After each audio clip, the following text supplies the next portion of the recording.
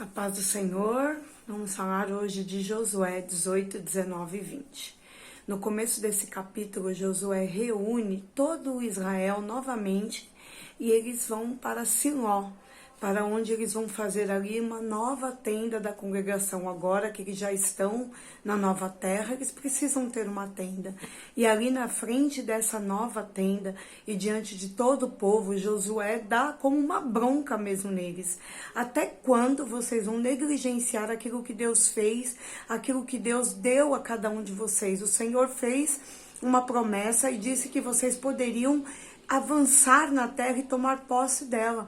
E ainda há 7 povos, ainda há 7 tribos aqui dentro de Israel que ainda não tomaram posse da terra que o Senhor prometeu. Então, essas 7 tribos dentro de toda Israel ainda não haviam conquistado o seu espaço, a sua herança ali dentro daquela nova terra.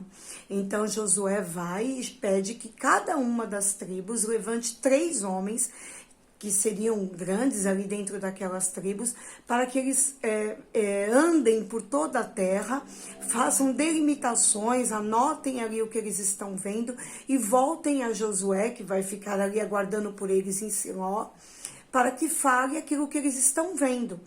E então, assim, diante de toda Israel novamente, Josué vai lançar sorte para então dizer para onde um ou outro iriam se dirigir e tomar posse da terra de vocês, na terra de cada um deles. Irmãos, aqui algumas considerações a fazer.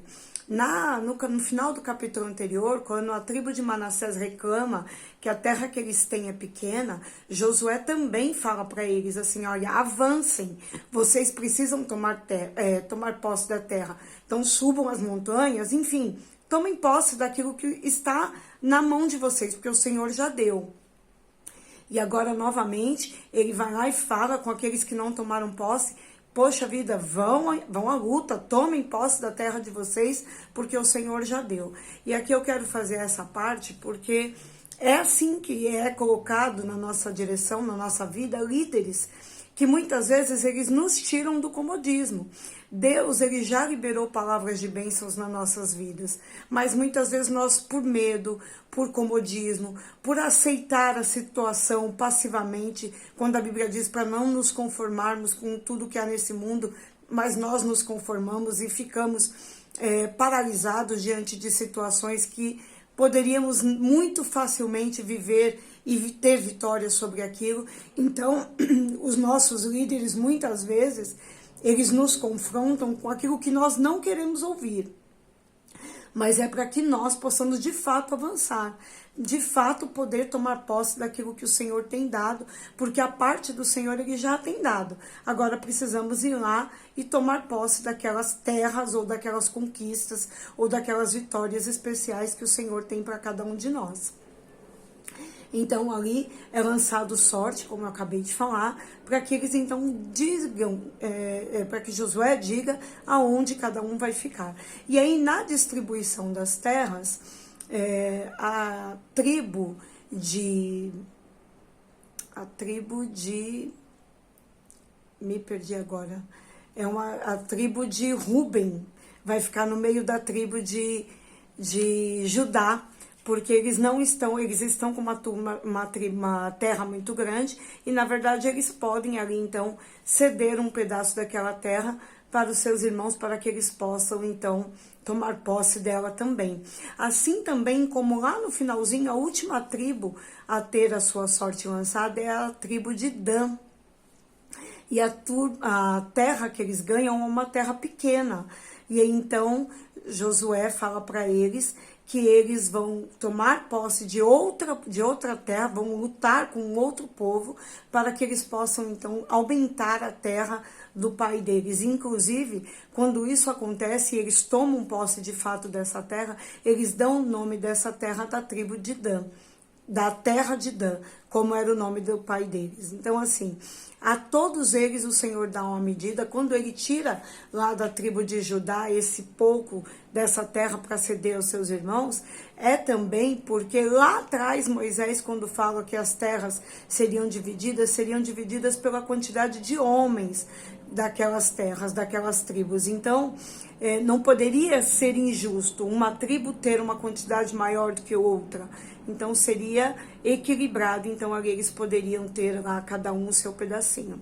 E aí também, depois de todas essas divisões, a Bíblia também fala que Josué também tem a sua parte de herança. Porque, afinal de contas, ele também merecia, né? Então, ali, quando todos eles têm a sua terra delimitada, Josué, então, fala que o Senhor ali concedeu aquilo para que cada um deles pudesse viver o melhor de Deus e ter ali o seu pedaço, a sua herança, enfim.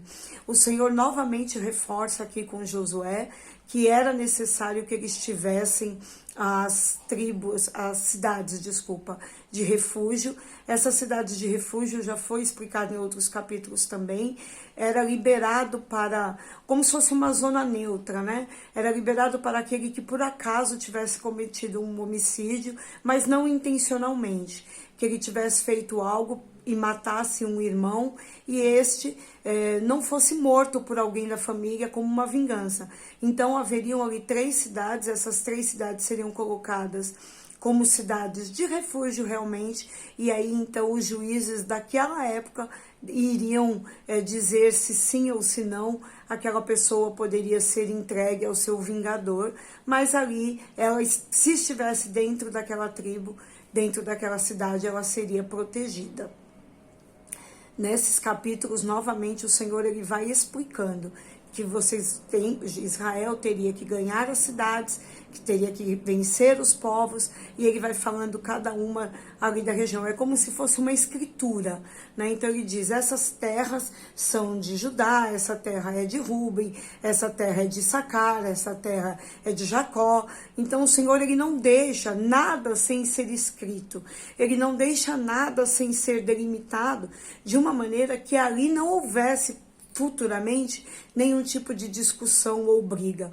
O Senhor ele preza para que no meio do seu povo tenha paz, tenha harmonia e que todos eles vivam de uma maneira próspera e abençoada.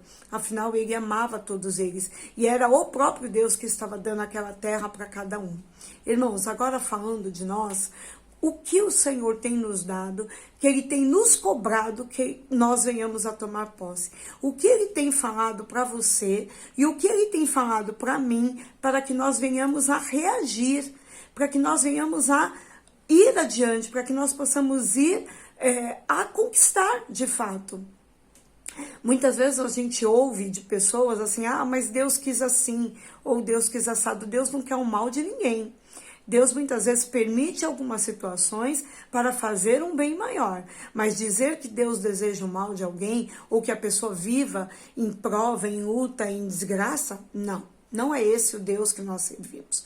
O Senhor ele veio para que nós tenhamos uma vida em abundância, uma vida de glória, uma vida de prosperidade, uma vida de graça, né? Uma vida de alegria. E para isso nós precisamos, é claro, estar na presença dele, fazer a vontade dele. Aqui a bronca de Josué era justamente isso, porque o Senhor já tinha dado e o povo não tomava posse, e essa situação a gente precisa pensar nos dias de hoje o que nós temos feito com as promessas que Deus tem feito para nós. Lembrando que o mundo enxerga Deus através da sua vida e da minha vida. Então, ter uma vida abençoada, entende, irmão? Abençoada não é só ser cheio de dinheiro. Eu já tive momentos na minha vida que eu não era cheia de dinheiro, não tinha muito salário, porém nada me faltava. E isso reflete no mundo. As pessoas enxergam que você consegue viver de uma maneira abençoada, que o Senhor surpreende a sua vida, te suprindo nas suas necessidades mais básicas. A Bíblia diz que nós somos a Bíblia que o mundo lê. Então nós precisamos estar atentos a isso. O Senhor ele tem pressa em nos fazer vencedores. Mas nós precisamos agir como vencedores para vivermos as promessas do Senhor. Como nesse público, nesse povo, nessas pessoas que não iam lá e não tinham coragem de fazer aquilo que Deus estava mandando. Que era só ir. Porque se eles fossem, Deus faria com que eles conquistassem as terras. Mas eles não estavam indo. Então, que nós tenhamos o ímpeto de ir e tomar posse daquilo que o Senhor nos deu. Amém? Ficamos hoje por aqui e amanhã retorno ainda falando de Josué. Deus abençoe a vida de cada um. Fiquem na paz do Senhor.